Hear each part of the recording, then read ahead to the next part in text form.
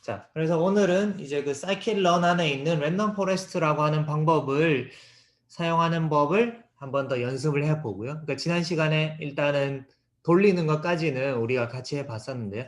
그 내용에 대해서 조금 더 살펴보고 이제 그리고 이제 그 어떻게 하면은 내가 만든 모델을 더 향상시킬 수 있는지 그런 이제 디테일에 대해서 한번 알아보도록 하겠습니다.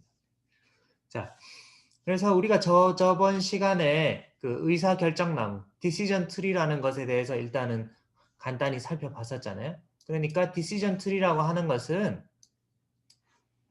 아마 여러분들 보이겠지만은 그 어떤 데이터가 있을 때 전체 데이터셋이 있을 때 하나의 피처를 기반으로 특정 피처를 기반으로 이제 그 데이터셋을 두 개로 나누는 거죠. 특정 피처를 기반으로 그 데이터셋을 뭐 두 개 이렇게 나눔으로써 그 데이터셋을 나눔으로써 어떤 인포메이션이 증가하는가를 따지는 거죠.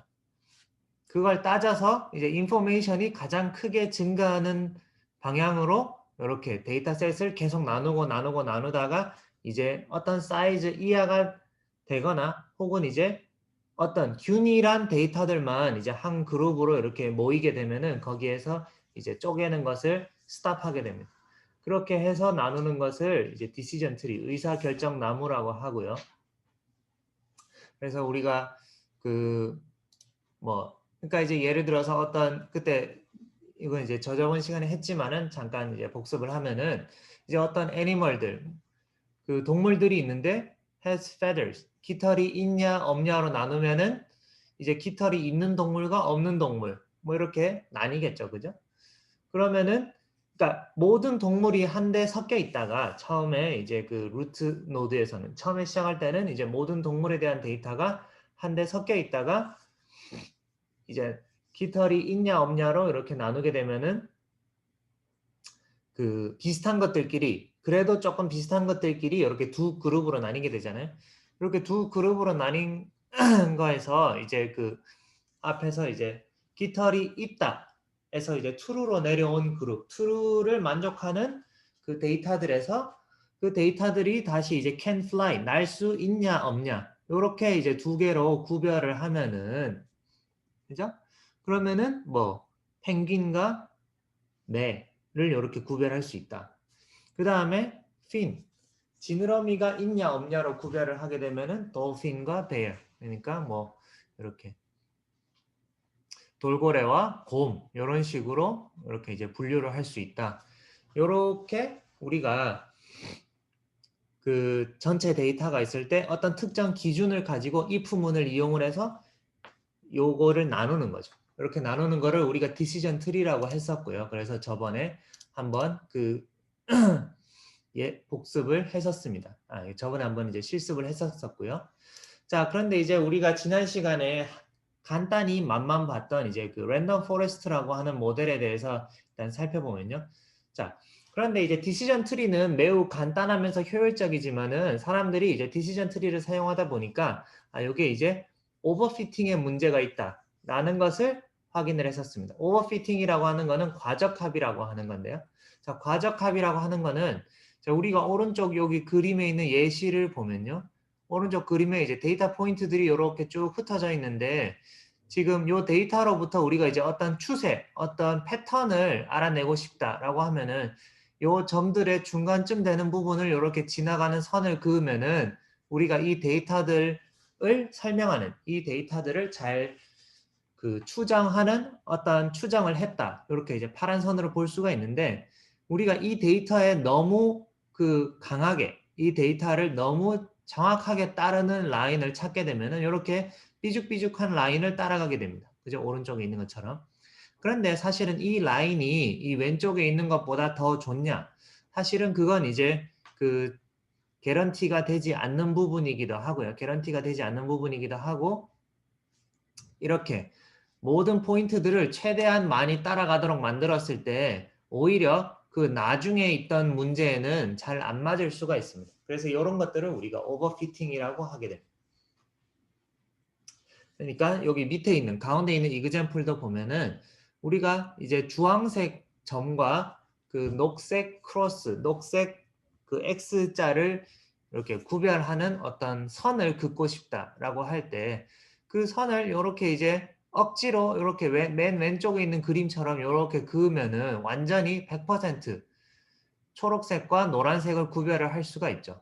그럼 이제 이렇게 100% 구별을 할 수가 있는데 사실은 이렇게 그은 파란색 선은 뭔가 조금 억지스럽기도 하고 그 다음에 우리가 다시 얘기하지만 이제 새로운 데이터가 왔을 때 그리고 데이터 자체에도 어떤 이제 오차 같은 것들이 있을 수 있기 때문에 오히려 새로운 데이터 그러니까 그 전에 그 관측되지 않은 데이터를 만났을 때에는 그 퍼포먼스가 떨어질 수가 있습니다.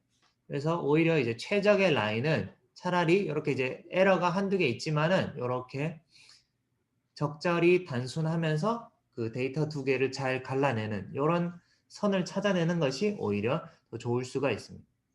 그 다음에 이제 언더피팅이라고 하는 것은 이제 오히려 그 모델에 잘 학습이 안 된 거죠. 그러니까 이제 여기 맨 오른쪽에 있는 요 파란색 선은 오버피팅의 반대 개념으로 언더피팅이라고 하는데 그 학습이 잘 안 돼서 요거는 선이 이렇게 간단하게 선을 그었지만은 선이 별로 이제 정확하지 않은 거죠.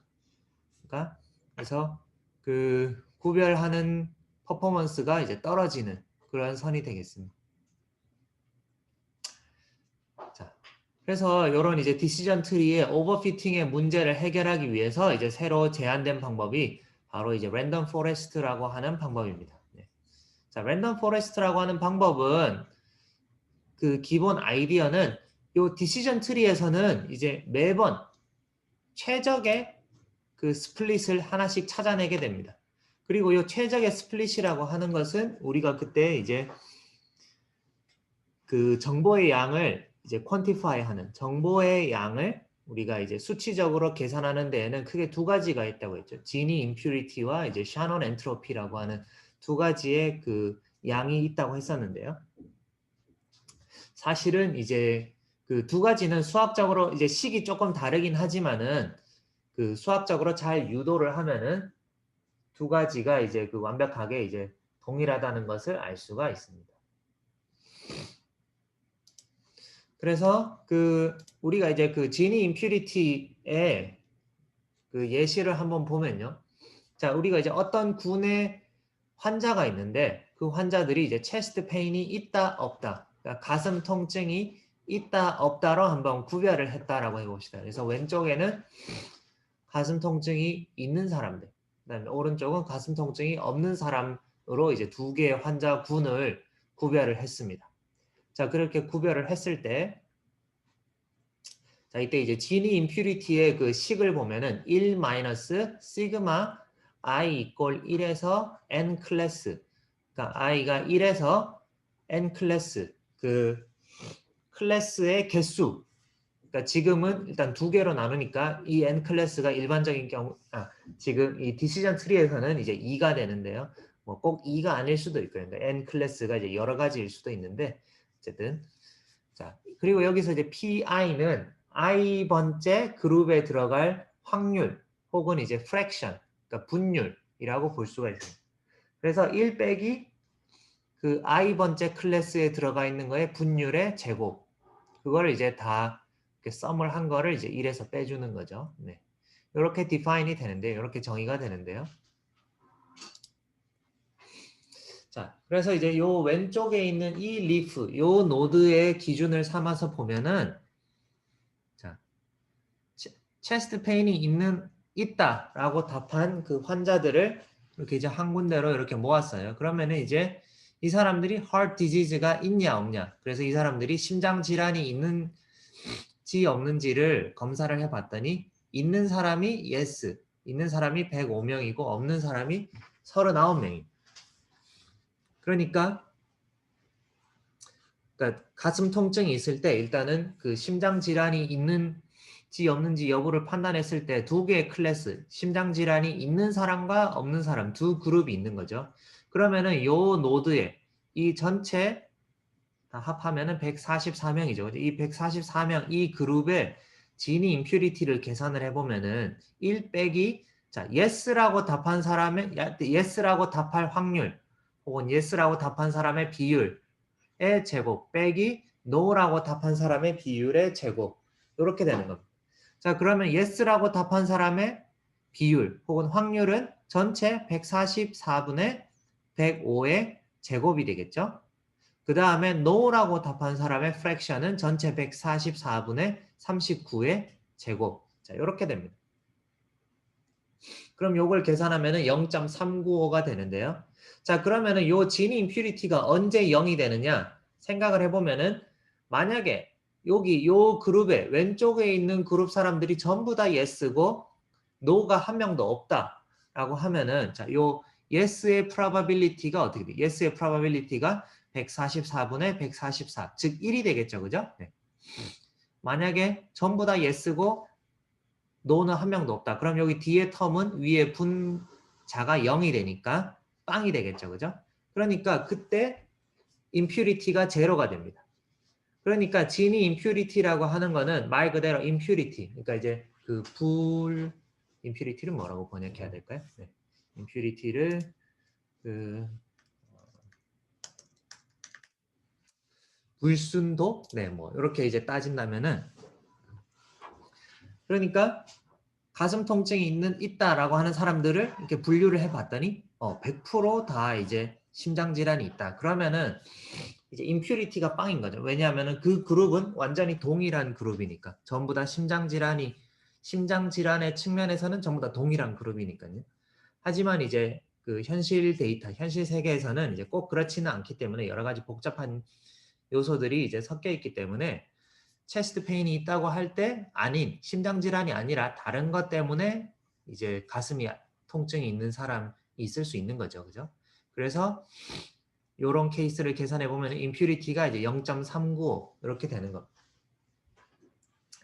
그러면은 어떤 피처가 그래서 이제 요 숫자가 바뀌는 것을 우리가 계산함으로써 그러니까 요 숫자가 0이 가까워질수록 점점 더 균질한 데이터. 그러니까 맨 처음에는 막 이런 사람 저런 사람 이런 데이터 저런 데이터가 다 섞여 있다가 우리가 어떤 특성을 이용을 해서 이제 데이터를 이제 분류를 하기 시작하는 거예요. 데이터를 분류를 해서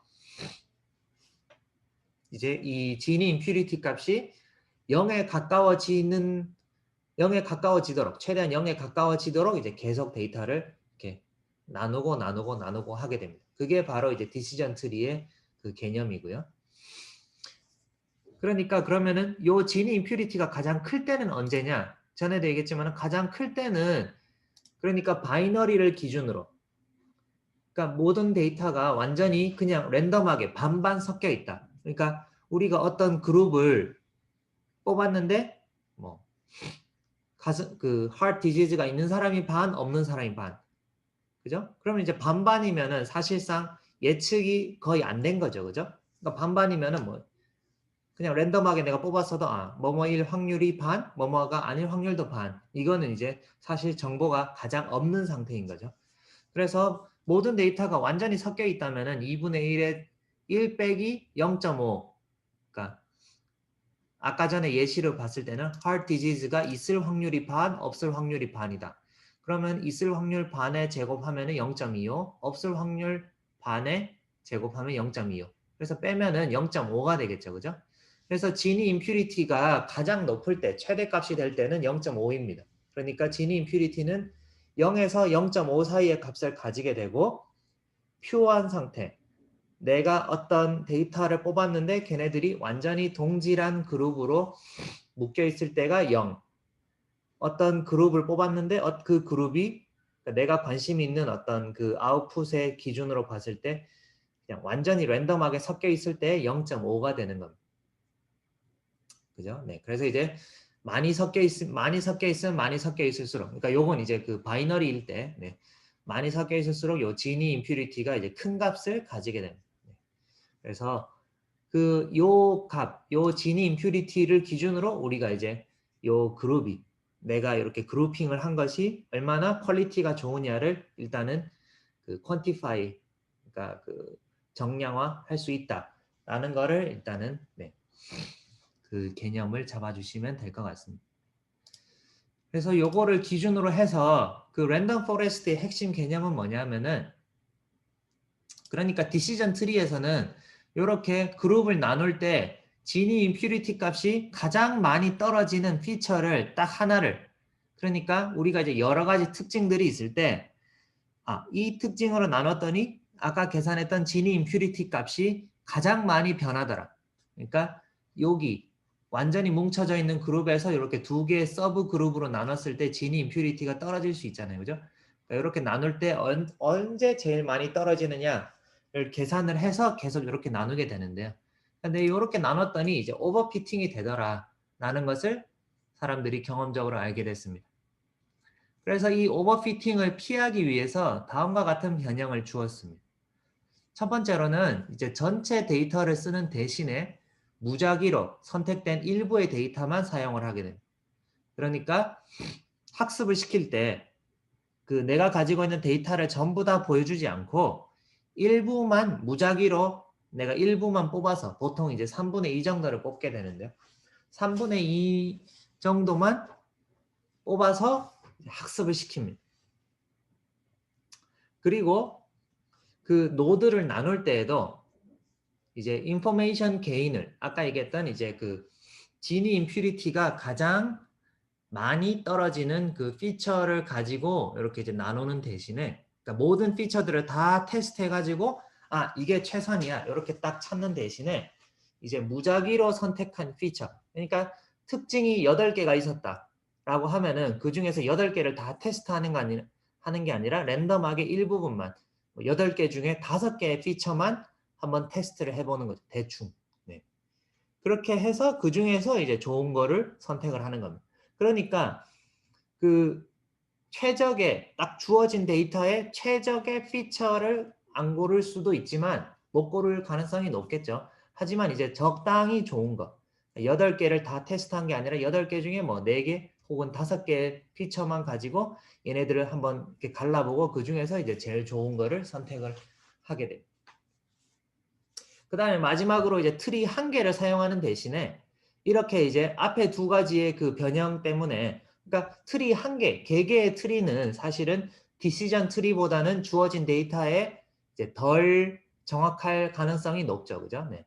데이터도 덜 썼고, 피처도 이제 전부 다 보는 게 아니라 이제 그 이제 좀 그 그러니까 이제 서브셋, 그러니까 전체 피처를 보는 게 아니라 일부분만 이제 봐서 트레이닝을 시켰으니까, 그래서 트리 하나하나는 최적의 트리가 아닌데 이제 이런 트리를 1개를 쓰는 대신에 여러 개의 트리를 이제 독립적으로 계속 트레이닝을 시켜가지고 그 랜덤 서브셋을 바꿔가면서 여러 개의 트리의 그 평균, 그러니까 이거를 우리가 앙상블 에버리지라고 하는데, 트리 약간 안 좋은 거 여러 개를 학습시켜서 걔네들의 평균 값을 이제 최종 결과로 사용한다. 이거를 우리가 이제 앙상블 에버리지라고 합니다.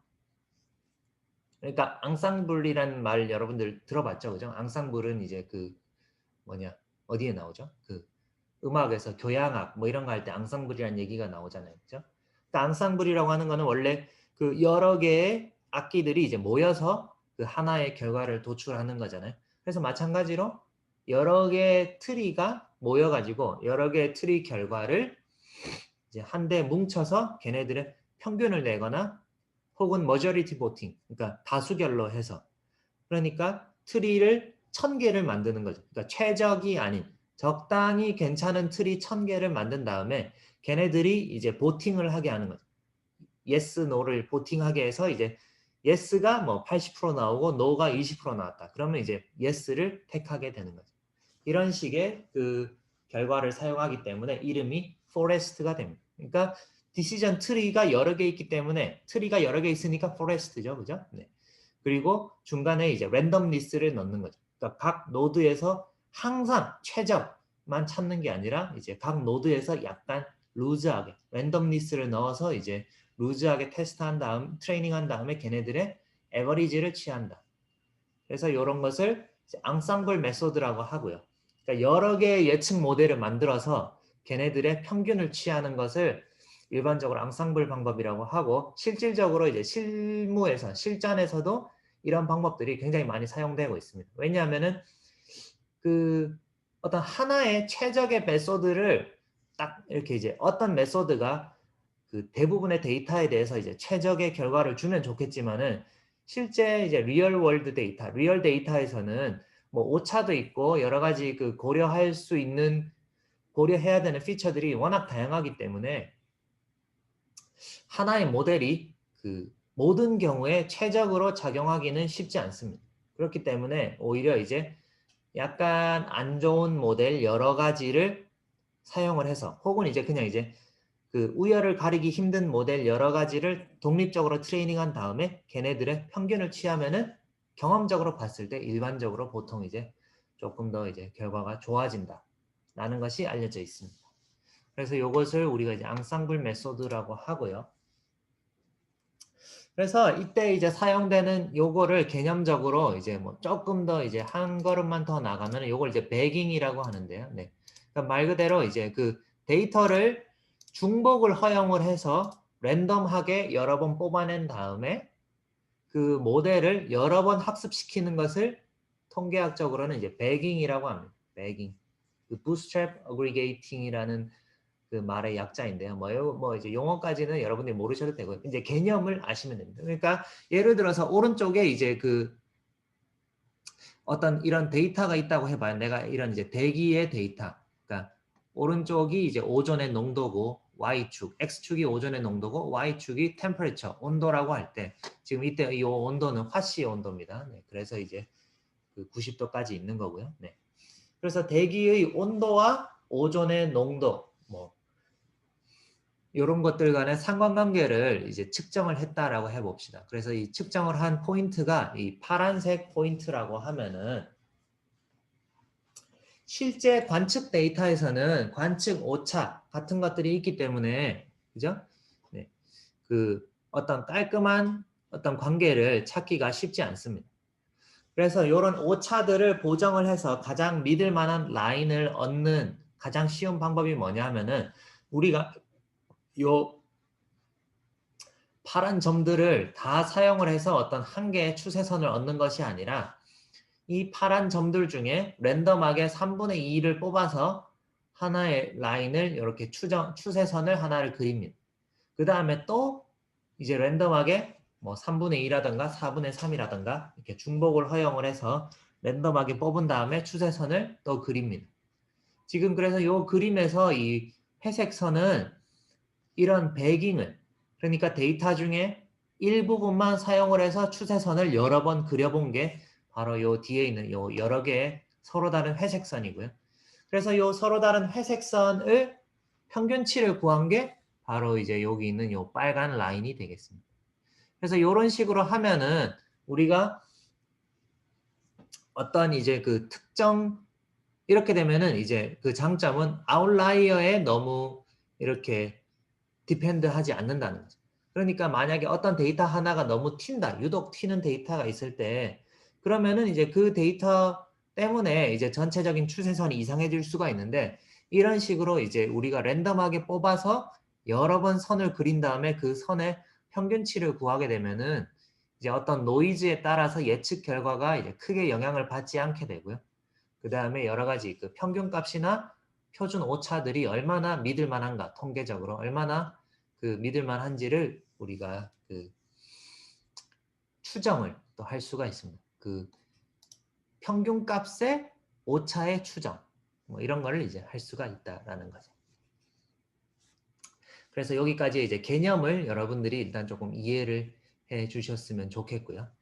자, 그 다음에 이제 그 그러면은 이 오늘 이제 실제로 우리가 그 진행을 할 거는 이제 지난 시간에 디폴트로 그냥 기본으로 만들어 본 랜덤 포레스트 모델을 이제 그 임프루브를 시킬 건데요. 이때 임프루브를 시킬 수 있는 방법은 가장 첫 번째가 이제 모델을 학습시키기 위해서는 몇 가지 사용자가 정해줘야 되는 파라미터가 있습니다. 정해줘야 되는 이제 옵션들이 있는 거죠. 옵션. 뭐 파라미터라고 하면은 여러분들 그냥 이제 옵션이라고 생각하시면 되고요. 네. 설정. 그래서 여러 가지를 그 설정을 해줄 수가 있는데 유저가 이제 설정해 줄 수 있는 파라미터들이 있는데 랜덤 포레스트에서는 다음과 같은 파라미터들이 있습니다. 첫 번째 이제 트리의 개수. 아까 얘기했지만은 그 여러 개의 트리를 여러 개의 트리 1번, 2번, 3번, 4번 해가지고 n번까지 만든 다음에 얘네들의 평균값을 취한다고 했는데 그러면은 우리가 도대체 트리를 몇 개까지 만들 거냐? 당연히 트리가 많아지면 많아질수록 이제 계산량이 늘어나겠죠, 그죠? 네. 그래서 첫 번째 하이퍼 파라미터, 그러니까 이렇게 설정해 줄 수 있는 설정 값들을 우리가 일반적으로 머신러닝에서는 하이퍼 파라미터라고 부르고요. 네, 하이퍼 파라미터. 그래서 요거에 따라서 성능이 꽤 달라질 수가 있고요. 요거를 튜닝하는 것도 이제 중요한 그 토픽 중에 하나입니다. 자, 그 다음에 그래서 랜덤 포레스트에서 가장 중요한 파라미터는 일단 첫 번째 트리의 개수가 되겠고요. 트리의 개수는 그 scikit-learn에서는 이제 nestimator라는 옵션으로 집어넣어 줄 수가 있습니다. 지금 요거 이제 잠깐 일단 설명을 하고 이제 실습을 지금 이제 진행을 할 거예요. 네. 그 다음에 트리의 최대 깊이. 그러면은 또 이제 이렇게 트리라고 하는 게 어떤 데이터를 계속 이렇게 밑으로 나누는 거잖아요. 그죠? 그럼 도대체 몇 번까지 나눌 거냐? 전체 데이터가 있을 때 한 번 나누면은 그러니까 여기 맨 꼭대기를 보통 루트라고 합니다. 이 루트는 뎁스가 제로인 거죠. 뎁스가 제로고 한 번 나누면은 뎁스 1, 두 번 나누면은 그 다음 층을 뎁스 2라고 하게 됩니다. 그러니까 여기가 뎁스 제로면은 여기가 뎁스 1, 뎁스 2, 뎁스 3. 그러니까 그거를 깊이. 그러면 몇 번까지 나눌 거냐? 이게 바로 이제 트리의 최대 깊이, 맥시멈 뎁스를 정해줄 수가 있고요. 그 다음에 한 노드 안에 들어갈 최소 개수. 왜 여기 민이라고 돼? 민. 그러니까 그 어떤 데이터를 이제 쪼개다 보면은 나중에 이제 한 개까지 쪼개질 수가 있잖아요. 그죠? 네. 한 개까지 쪼개질 수가 있는데 내가 그렇게까지는 하지 않고 뭐 예를 들어서 이제 쪼개다가 한 그룹 안에 한 노드 안에 5개의 샘플이 있다라고 하면 이제 쪼개는 거를 멈추겠다. 이렇게 정해줄 수가 있는 거죠. 이것도 이제 min samples leaf라는 옵션으로 줄 수가 있고요. 그 다음에 최대 노드 개수, max leaf node, 최대 노드의 개수. 그러니까 지금 또 위에서 보시면은 자, 요 트리에서 얘를 이제 트리라고 하면은 여기 꼭대기가 루트, 뿌리고 맨 밑에 있는 노드들을 우리가 보통 leaf라고 부릅니다. 하나, 둘, 셋, 넷. 그래서 이제 leaves, four leaves가 있다. 이렇게 얘기를 하는데요. 네. 아니면 자, 요 디시전 트리를 보시면은 리프 노드가 이제 리프 노드라고 하는 거는 그러니까 이파리 나무에서 더 이상 쪼개지지 않는 마지막 단계가 리프가 되겠죠. 리프 노드가 하나, 둘, 셋, 넷, 5개가 되죠. 여기서 회색으로 주어진 게 그죠? 이런 식으로. 그러니까 리프 노드가 이제 몇 개 이상 되면은 이제 거기서 스톱을 하겠다. 이제 트리를 더 이상 자르지 않겠다. 이제 트리를 더 이상 키우지 않겠다. 뭐 이런 것들을 우리가 이제 정해줄 수가 있습니다. 그러니까 대부분의 모델들이 이제 디폴트 값이 있는데 그 디폴트 값이 우리한테 최적의 퍼포먼스를 준다고 이제 보장을 하지 않기 때문에 우리가 그래서 그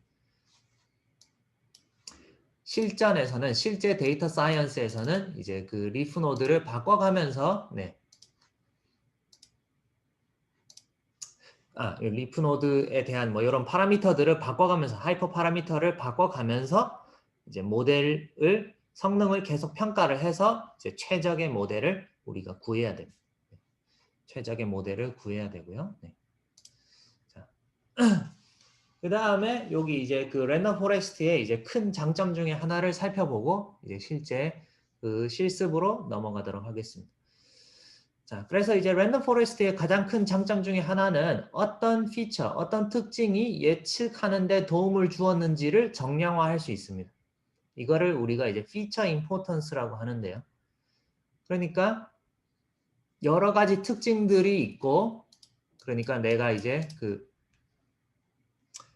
예측하고자 하는 것. 우리가 지난 시간에 했던 예제를 살펴보면은 이것이 이제 드럭 몰레큘이냐 아니냐 이런 것들을 우리가 예측하고자 했잖아요. 그죠? 네. 그러니까 약이 되느냐 아니냐 이런 것들을 예측하는 데 있어서 어떠한 물성, 어떠한 특징이 가장 중요한지 그리고 어떤 물성, 어떤 특징은 덜 중요한지 이런 것들을 우리가 정량화할 수 있습니다. 퀀티파이 할 수가 있는데요. 이 퀀티파이는 어떻게 하느냐? 개념적으로 상당히 쉽습니다. 그러니까 하나의 노드가 있을 때 얘네들을 이제 분리를 하게 되죠. 데이터를 이제 두 그룹으로 분리를 하는데 이때 그러니까 어떤 피처로 나눴느냐.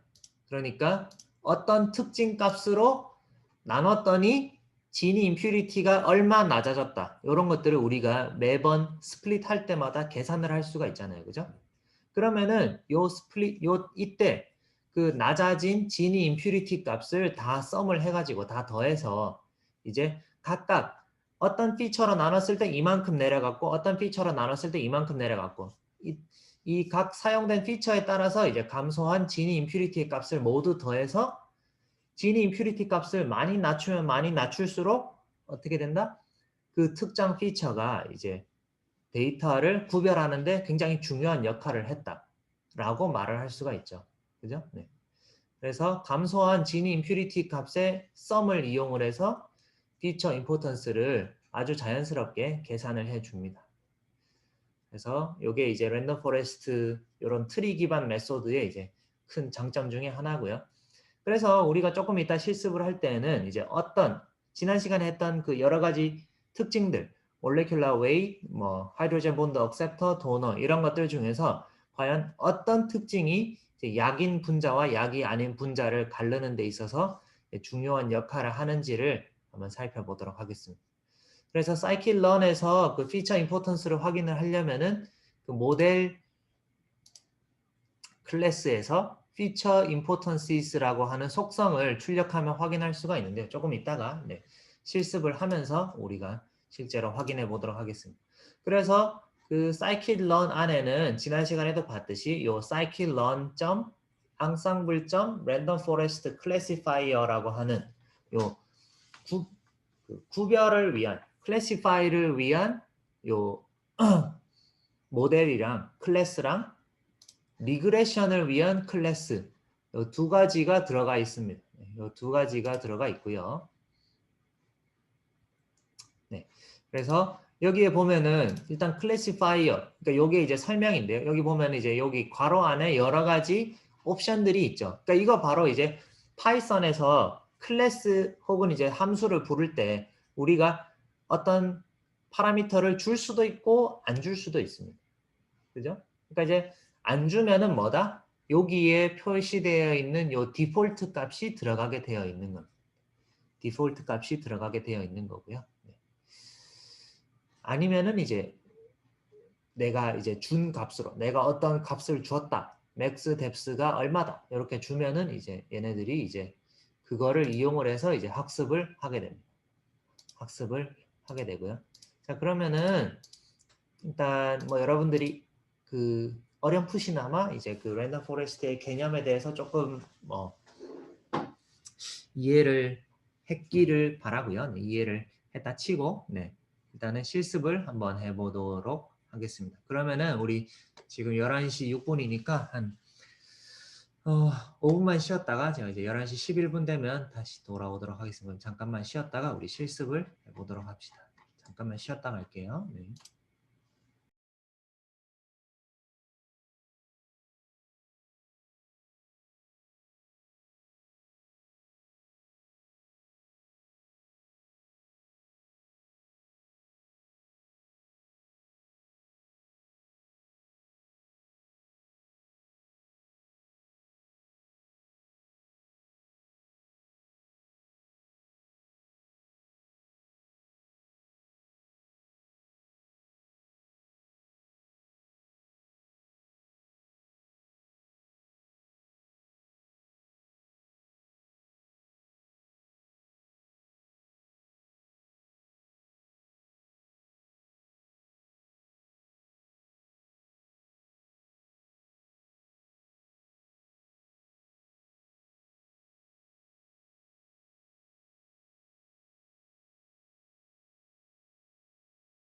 으악. 네. 마이크가 꺼져 있었네요. 네, 이런. 자, 그러면은 이제 지난 시간에 이어서 그 지난 시간에 만들어 보았던 랜덤 포레스트 모델을 우리가 improve 하는 방법에 대해서 하이퍼 파라미터를 바꿈으로써 어떻게 모델의 성능을 향상시킬 수 있는지 한번 살펴보도록 하겠습니다. 이건 이제 우리가 지난 시간에 했던 그 주피터 노트북을 일단은 연이어서 계속 하도록 하겠습니다. 그래서 일단 지난 시간에 했던 거를 빠르게 복습을 하면 일단 필요한 패키지들을 다 이렇게 임포트를 하죠. 네. 가지고 오고 그 다음 여기에서 이제 drugs.smi에 있는 그 스마일스들을 읽어서 이 drugs라고 하는 리스트 안에다가 다 집어넣습니다. 여기 drugs.append를 이용을 해서 다 집어넣죠. 그래서 이 drugs 리스트 안에는 600개의 몰레큘이 들어있게 됩니다. 그래서 몰 타입 600개가 들어있게 되고요. 그 다음에 우리가 이제 피처, 그러니까 몰레큘의 특징을 계산을 했죠. 몰레큘 특징은 바로 여기 있는 rdkit.chem.rdmol.descriptor라고 하는 요 모듈에서, 그죠? 얘를 검색을 하면 여기 이제 구글에서 그대로 검색을 하면은 그대로 나오죠. 그래서 몰레큘의 특징, 몰레큘의 물성을 계산하는 여러 가지 함수들이 여기에 이제 들어 있습니다. 여기에 들어 있고요. 그래서 그 중에서 이제 그 중에서 우리가 요 칼크 exact molecular weight, 그러니까 이름을 보면은 거의 이제 얘가 뭘 하는지 어느 정도 유추를 할 수가 있죠. 그러니까 정확한 분자량 계산, 칼크 넘 리핀스키 HBA, 그러니까 리핀스키's rule of 5에 있는 그 하이드로젠 본드 억셉터 HBA가 하이드로젠 본드 억셉터입니다. 하이드로젠 본드 억셉터의 개수 계산, 하이드로젠 본드 도너의 개수 계산, 그 다음에 크리펜 디스크립터, 그다음에 이제 이 크리펜 디스크립터 계산. 요 크리펜 디스크립터즈라고 하는 거는 바로 이제 그 로그 p 값과 로그 p 밸류와 mr 값, 몰라 리프렉티비티, 그 분자 굴절도라고 하는 값을 계산을 한다고 했죠. 네. 그래서 여기서 보면은 지금 이제 몰레큘에 대해서 포문을 돌립니다. 그러니까 drugs라고 하는 리스트 안에 있는 몰레큘을 하나씩 꺼내서 그 몰레큘의 분자량을 여기 칼크 exact mol weight라는 데다가 집어넣으면은 분자량을 이렇게 계산을 해줍니다. 그다음 마찬가지로 여기에다가 이제 리핀스키 HBA, 그 number of hydrogen bond acceptor에다가 집어넣으면은 수소결합 받개의 개수를 계산을 해서 여기 이제 변수에다 집어넣게 되고요. 그 다음에 하이드로젠 본드 도너 개수를 여기 HBD에다가 집어넣게 되고, 그 다음에 칼크 크리펜 디스크립터즈에다가 뭐를 집어넣으면은 로그 P 값과 MR 값을 두 개를 얘는 이제 리턴을 한다고 했어요. 두 개를 리턴하는데 그 첫 번째 거가 이제 로그 P 값이고 두 번째 거가 MR 값이다. 그래서 이렇게 계산된 물성들을 여기에 이제 property라고 하는 여기 일단 빈 딕셔너리 하나를 초기화를 하고, 그러니까 여기에 있는 요 키 값들은 전부 다 일종의 이제 엑셀 파일을 우리가 이걸 이제 표로 만든다고 하면은 엑셀에서 행은 서로 다른 데이터 포인트들이잖아요. 그죠? 그러니까 몰레큘이 여러 개 있고, 그러니까 여러분들이 이제 엑셀 파일을 만든다고 상상을 해보세요. 몰레큘이 여러 개 있고 몰레큘 하나당 내가 이제 하나 둘 셋 넷 네 개의 특징을 계산을 해서 이제 그거를 표로 만들겠다. 그러면은 각 행은 서로 다른 몰레큘을 의미하는 거고, 그다음에 각 열은 이제 내가 계산하고자 하는 특징, 몰레큘에서 뽑아낸 분자에서 뽑아낸 특징이 각 열로 들어가게 되는 겁니다. 그죠? 네. 이렇게 들어가게 되는 거고요. 자, 그래서 이제 그 각 계산한 것들을 여기 이제 property MW, molecular weight이라고 하는 키로 정의된 요 리스트에다가 이제 요 molecular weight을 집어넣고, 그 다음에 하이드로젠 본드 억셉터의 개수 집어넣고, 도너 개수 집어넣고, 로그 P 값 이렇게 집어넣습니다.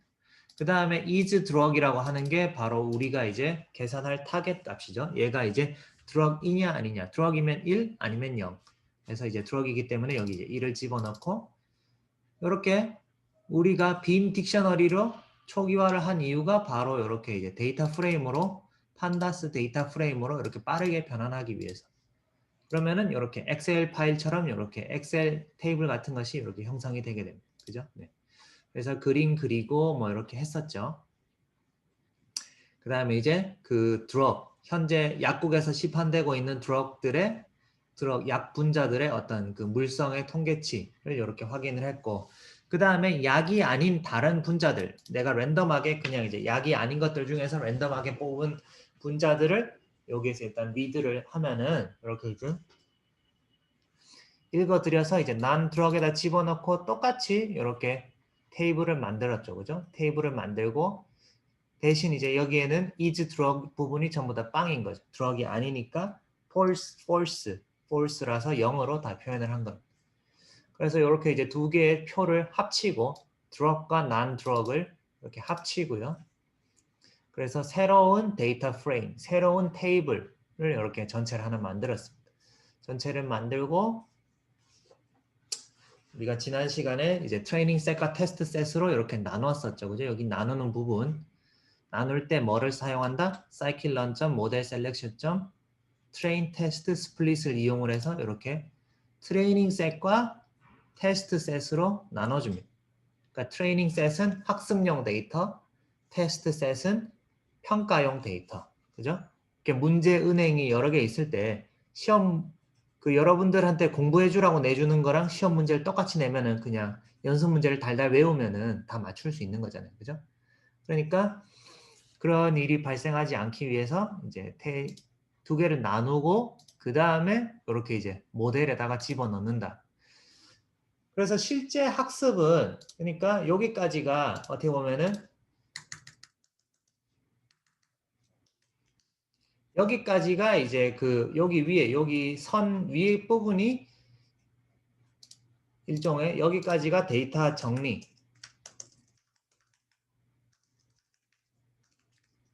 준비 과정이 되겠고요. 네, 여기부터 여기 아래 부분부터가 바로 이제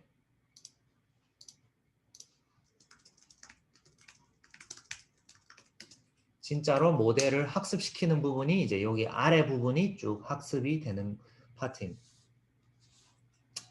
자, 그래서 우리가 지난 시간에 랜덤 포레스트라고 하는 모델을 사용해 보기로 했었죠. 그죠? 그래서 이제 랜덤 포레스트라는 모델을 자, 여기 scikit-learn.ensemble에서 이렇게 이제 가지고 옵니다. 그래서 그 랜덤 포레스트 모델은 여기에 클래시파이어는 여기에 잘 설명이 되어 있습니다. 네. 자, 그러면은 우리가 이제 지난 시간에 빈 모델을 이렇게 정의를 하고 학습을 피팅을 시키고 프레딕션을 시키고 그 다음에 채점을 이렇게 프레시전 스코어, 리콜 스코어, 그 다음에 F1 스코어를 계산을 했었죠. 그죠? 네. 그래서 여기에서 어떻게 정확도가 약 57.6%가 나왔었다고 했어요. 네.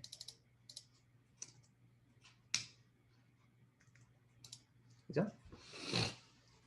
그래서 57.6%는 이제 랜덤하게 찍은 것보다는 한 2배 정도, 2배까지는 안 되는. 어쨌든 이제 한 1.8배 정도 정확한 건데 아주 만족스럽지는 않기 때문에 우리가 이제 이 스코어를 그러니까 여기 지난 시간에 얻은 스코어를 기반으로 해서 조금 더 나은 스코어를 한번 만들어 보도록 할 겁니다. 자, 그러면은 이번에는 여기 이제 우리가 그 랜덤 포레스트 클래시파이어의 여러 가지 하이퍼 파라미터들을 바꿔 봅시다. 자, 여기 보면은 괄호하고 클래시파이어의 설명인데 여기 괄호하고 보면은 여기 파라미터에 대한 설명이 밑에 쭉 나옵니다. 그죠? 그래서 N estimator, 그러니까 트리를 number of trees in the forest, forest 안에 디폴트 트리를 몇 개를 만들 거냐? 디폴트가 여기 100개라고 돼 있죠, 그죠? 네. 그렇기 때문에 우리가 아무것도 안 주고 이렇게 모델을 학습을 시키면은 바로 디폴트 옵션, 디폴트 파라미터를 사용해서 모델을 생성하게 됩니다. 그죠? 무슨 말인지 알겠죠? 자, 그런데 이제 여기에서부터 우리는 이제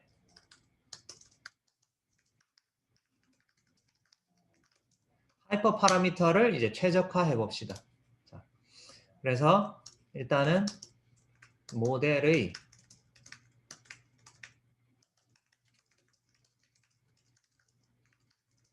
성능을 최적화하자는 것이 이제 목표고요. 네. 그러면은 일단은 바꿀 테스트해 볼 파라미터를 먼저 일단 정해 보면은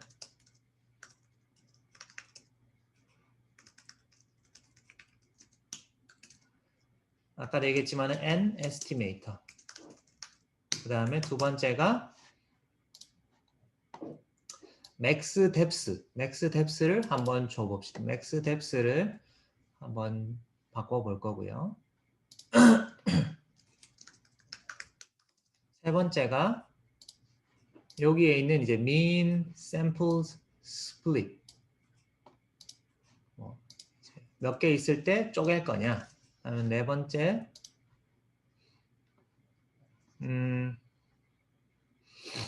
그죠? 네. 그 다음에 여기 어디 갔나? mean samples leap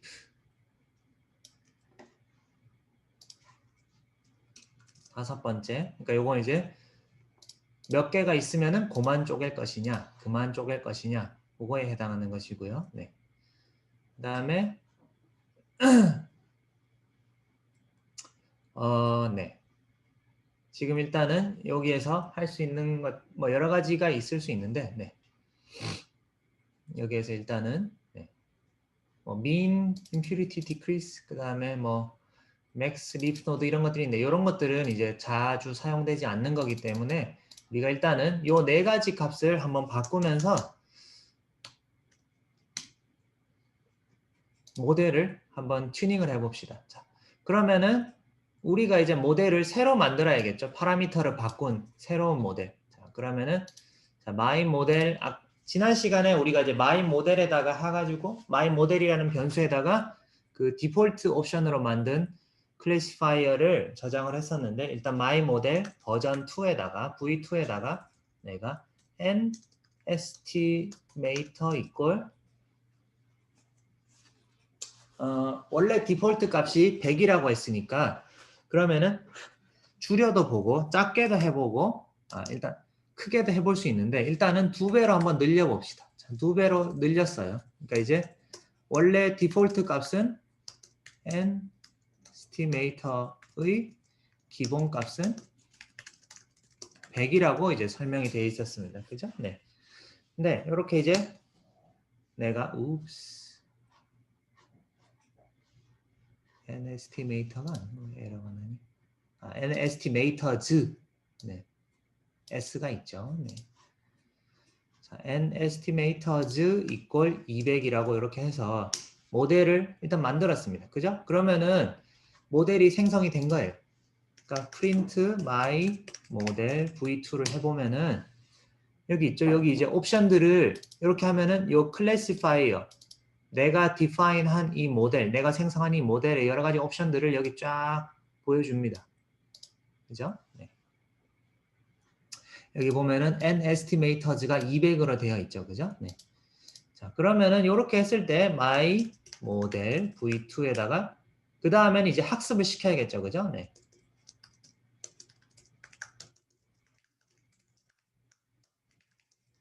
학습을 시킬 때는 뭐 fit 메소드를 사용한다 그랬죠. 그러니까 my model v2.fit 해가지고 x train, y train을 집어 넣어주면은 얘가 이제 학습이 된다고 했었습니다. 저기 윗부분은 지난 시간에 했던 내용을 잘 기억을 해보세요. 그러니까 모델을 정의하고 학습은 이제 fit에다가 x 트레인과 y 트레인을 집어넣으면 끝입니다. 그죠? 네. 이렇게 해서 우리가 이제 학습을 시켜봅시다. 엔터를 치면은 잠깐 이렇게 이제 그 돌아간 다음에 다시 얘가 이제 튀어나왔죠. 그러니까 지금 이제 에러 메시지가 안 나왔다는 거는 얘가 학습이 제대로 끝이 났다는 겁니다. 제대로 끝이 났다는 거고요. 자, 그러면은 다시 이제 y 그럼 이제 학습이 됐으니까 학습이 잘 되었는지 확인 테스트를 해보자.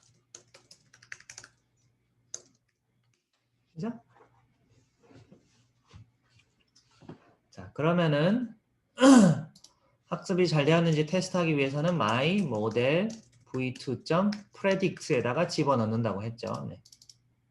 여기에는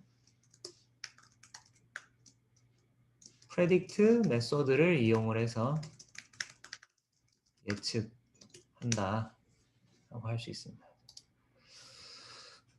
그러면은 그 예측 값을 얘가 이제 리턴을 하게 된다. y pred는 my model v2.predict y test x 테스트 그죠? x 테스트 테스트를 위한 x 값을 집어넣고 prediction을 돌리면은 y pred가 이렇게 좀 나오게 돼요. 그죠? 그러면은 지난 시간에 했듯이 y pred 안에 뭐가 들어있는지 확인해 보면은 0101 그러니까 그 x 테스트 여기 있는 요 네 개의 요 값을 보고 첫 번째 데이터는 약이 아니고 두 번째는 약이 아니고 세 번째는 약이고 뭐 이런 것들을 이제 얘가 예측을 한 것이죠. 네. 예측을 한 거고요. 그러면은 이제 채점을 해봅시다. 이제. 지난 시간과 마찬가지로 이제 precision score 그러니까 우리가 원하는 거는 요 precision score가 지난번보다 좋아지기를 원하는 거죠. 네. 자, 이렇게 해서 이제 돌리면은 과연 얼마가 나올까? 0.58. 조금 좋아졌네요. 그죠? 네.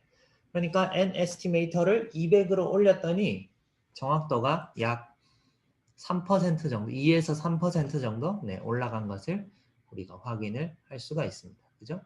그다음에 다른 것, 이제 리콜 스코어, 재현율을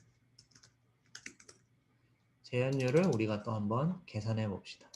얘를 계산을 하면 0.418, 0.4108. 재현율은 똑같네요. 그죠? 네, 재현율은 똑같고.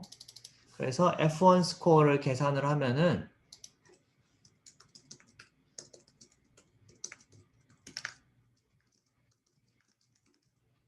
F1 스코어를 계산하면은 0.482. 네. 그래서 지난번보다는 조금 좋아졌죠. 그죠? 그러니까 아주 조금 좋아졌습니다. 그러니까 지난번 모델의 F1 스코어보다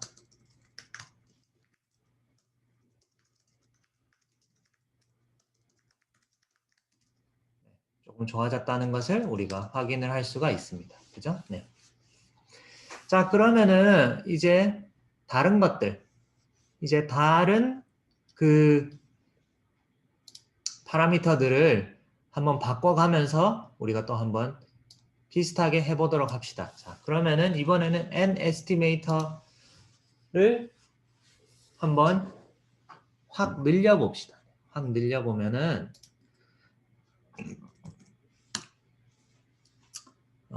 이번에는 한 500으로 줘봅시다. 500으로 주고 그 다음에 여기 있는 맥스 뎁스를 내 마음대로 한번 설정을 해봅시다. 그러니까 맥스 뎁스가 설정이 안 돼 있으면 디폴트는 설정이 안 돼 있습니다.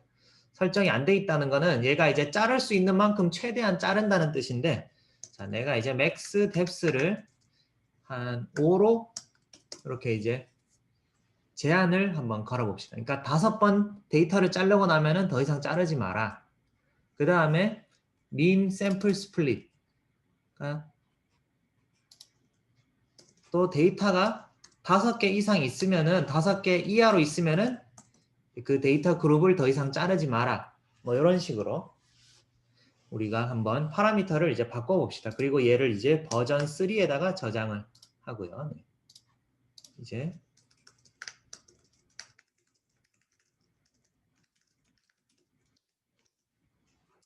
새로운 하이퍼 파라미터를 이제 한번 테스트 해봅시다. 그럼 이제 버전 3에다가 myModel underscore v3라는 변수에다가 새로운 클래시파이어를 이렇게 define을 하고요. 마찬가지로 이제 myModel v3.fit 네. xtrain, ytrain 이렇게 넣고 이제 학습 시킵니다. 학습이 끝났죠? 네. 아까도 얘기했지만 요 n 에스티메이터 값이 커지면 커질수록 트레이닝 시키는 트리의 개수가 늘어나니까 시간이 좀 더 오래 걸릴 겁니다. 오래 걸릴 거고요. 그래서 요 my 모델 v3.predict 여기에다가 이제 요 모델을 가지고 이제 prediction 이제 문제를 풀어봐라. 테스트 문제를 풀어봐라.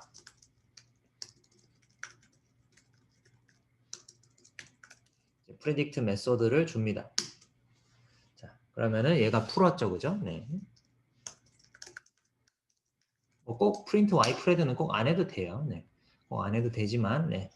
자, 이렇게 풀었고요. 자, 그 다음에 이렇게 한 다음에 우리가 프레시전 스코어에다가 y true와 그죠? 항상 스코어를 계산할 때는 y true 그러니까 이제 실제 값을 앞에다가 넣어주게 되는데 실제 값이 y 테스트죠, 그죠? 네.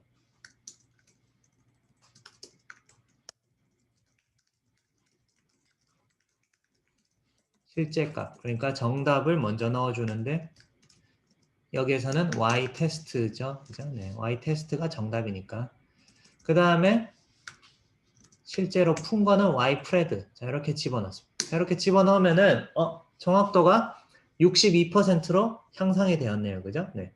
정확도는 향상이 되었는데 자, 재현율은 어떻게 되었는지 한번 봅시다. 자, 재현율 같은 경우에는 1.34 재현율은 많이 떨어졌네요, 그죠?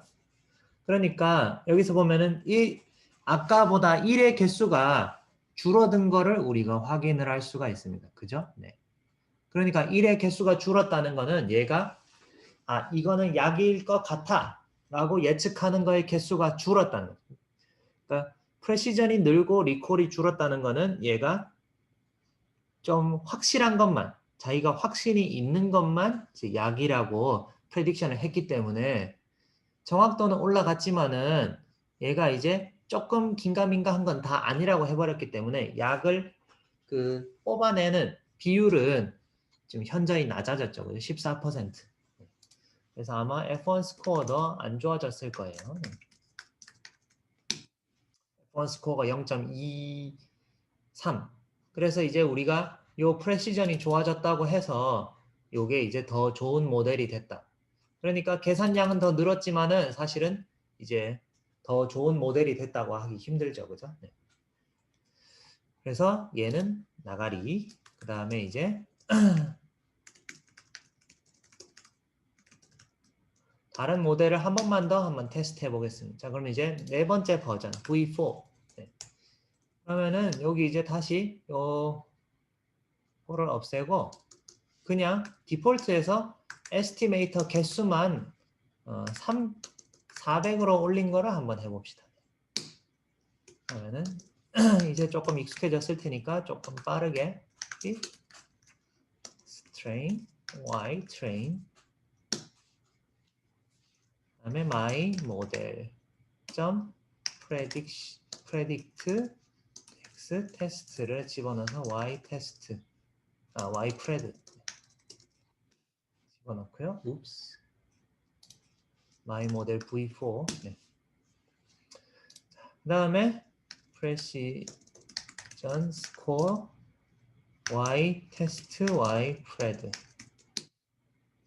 0.57죠? 네.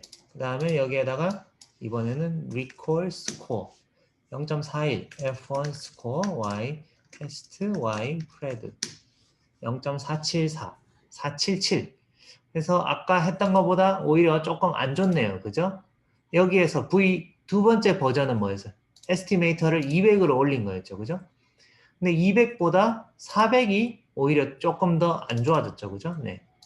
그러니까 이건 이제 꼭 그 트리 개수를 늘린다고 해서 얘가 이제 좋아지는 것도 아니고 그래서 이제 사실은 요 이제 하이퍼 파라미터를 찾는 파트가 지금 보시다시피 여기에는 어떤 이제 이론이 특별히 존재하지가 않습니다. 아직까지. 그래서 이렇게 이제 하이퍼 파라미터를 찾는 데 있어서는 어떻게 보면은 노가다가 조금 필수고요. 네, 그래서 여러분들이 이제 그 감을 이용을 해서 여러 가지 옵션을 막 집어넣어 가지고 이것도 해보고 저것도 해보다가 결국 이제 어느 정도 선에서 그때까지 한 것 중에 가장 좋은 거를 보통 이제 선택을 하게 됩니다. 이게 바로 이제 하이퍼 파라미터 튜닝이고요. 그래서 여러분들이 이제 실습으로 그래서 이제 여러분들이 한번 얘를 바꿔가면서 이제 그래서 제가 이제 숙제를 내드릴 거는 이제 요 랜덤 포레스트 모델을 기반으로 요 이제 하이퍼 파라미터를 바꾸면서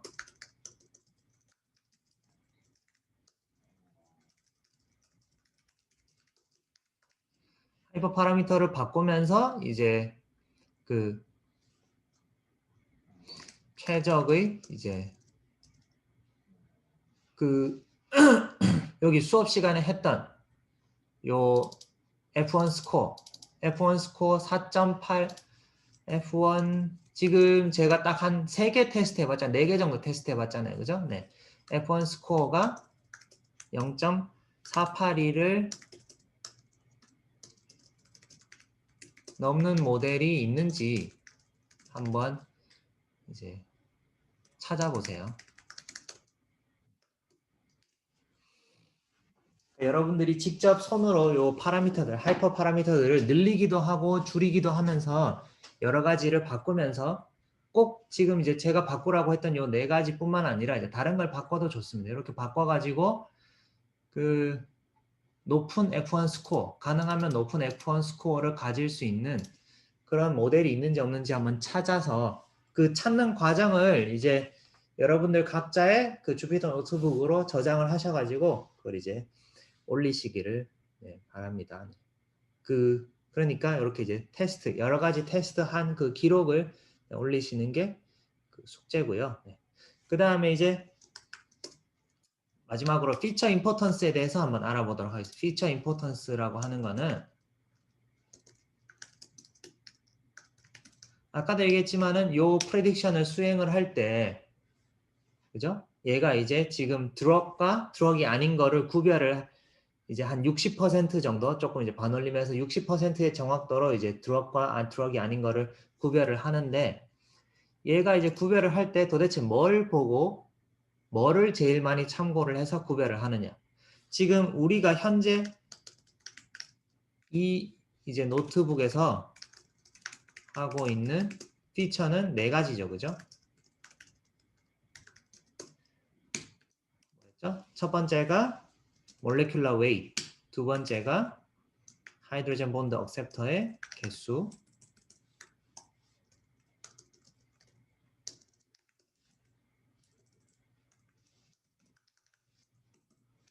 세 번째가 H 본드 도너 개수, 네 번째가 로그 P 값이었죠. 그죠? 네.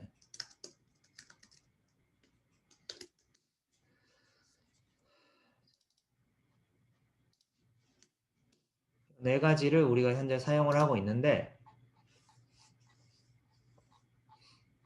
그죠? 그러니까 이제 X 트레인을 봐도 여기 이제 요 4가지 피처가 있잖아요. 그죠? 그럼 이 중에서 뭐가 제일 중요하냐? 약과 약이 아닌 거를 구별하는 데 있어서 무엇이 제일 중요하냐 하면은 자, 여기 이제 랜덤 포레스트 모델에 여기 설명에 가면은 여기 이제 attribute 얘를 이제 얘의 속성 그러니까 얘가 학습이 끝나고 나면은 이제 여러 가지 성질, 속성을 가지고 있습니다. 자, 그럼 여기 보면은 그 중에서 feature importance라는 부분이 있죠. feature importance. 얘는 이제 중요하니까 이렇게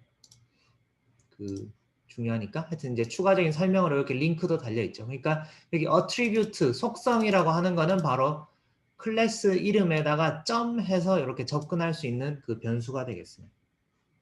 그래서 뭐냐면은 자, 우리가 했던 이 4번 모델의 attribute로 한번 가봅시다. 그럼 이제 my model v4.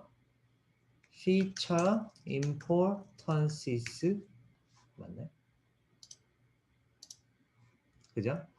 underscore feature importances underscore 네 이렇게 돼 있죠. 네 이렇게 해서 얘를 이제 프린트를 시키면은 이렇게 나옵니다. 그러니까 지금 4개의 값이 나오죠. 4개의 값. 자, 요 4개의 값이 뭐냐 하면은 어차피 어레이로 그냥 나오네요. 네. 자, 요 4개의 값이 뭐냐 하면은 자,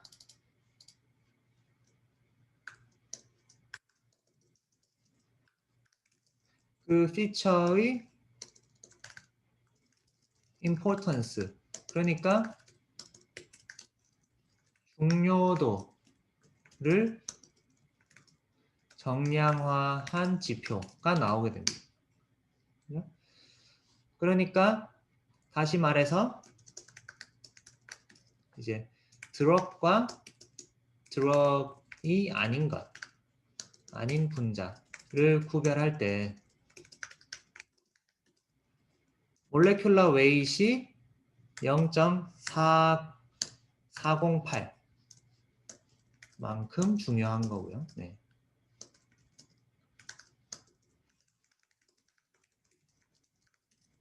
그 다음에 하이드로젠 본드 억셉터의 수가 0.124, 그 다음에 도너 개수가 0.094, 그 다음에 로그 P 값이 0.373만큼의 역할을 했다. 이렇게 이제 얘기를 할 수가 있습니다. 다음으로 바꾸고, 네. 즉, 또 다시 말하면은 즉 이제 그 드럭과 이제 드럭이 non 드럭을 구별을 할 때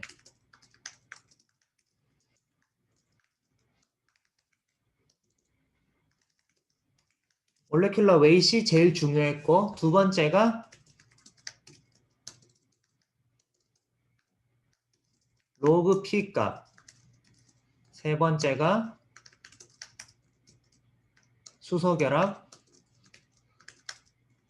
밖개의 개수, 네 번째가 수소결합 주개의 개수라는 것을 우리가 이제 정보를 알아낼 수가 있습니다.